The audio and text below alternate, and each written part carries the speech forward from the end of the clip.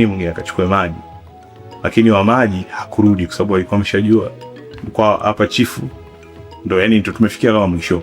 Kwa sababu hapo wakati huo vita vinaendelea, hiyo guerrilla warfare, kaka yake Mkwawa ameshanyongwa. Walikuwa wanamnyonga sehemu pale Kitanzini mjini. Lakini naye alikuwa akimnyonga mwamba afi. Kwa hiyo alipiga risasi.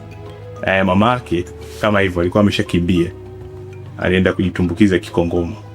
Na alikimbia kwa sababu kuna katika kabila kuna mmoja ambaye aligeuka.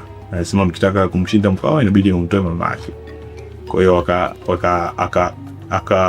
akawaelekeza sehemu gani ya kumpata mama yake.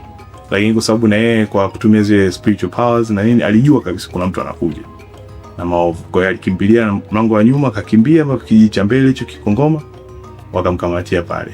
Ndio wakasema tupe hiyo mikoba yako. Alafu hiyo stage ya pili ndio walikuwa wanamuua.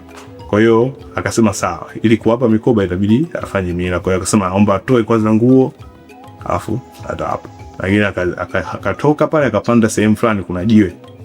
Tukienda pale ambalo akasema akamlaani sasa yule wageuka. Akasema kuanzia leo utaitwa Mafigayo. Kumaanisha mafia wanajeshi wote. Alafu akajitumbukiza ni msingi. Ni mrefu sana, yani kama hii minara ya umeme kama 4 hivi inaingia chini. Approximation. Ni parefu. Na ambako sehemu hiyo hiyo wanapaita daraja la Mungu sababu juu kuna mawe. Chini kuna mto Ruaha unapita. Na pembeni kuna chemchem ya maji ya moto.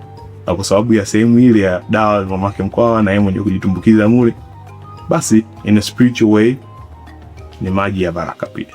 Kwa sababu mpaka leo kuna watu wanapita pale na kuna sheria za kupita pale. Tutaziona tukifika. Yeah.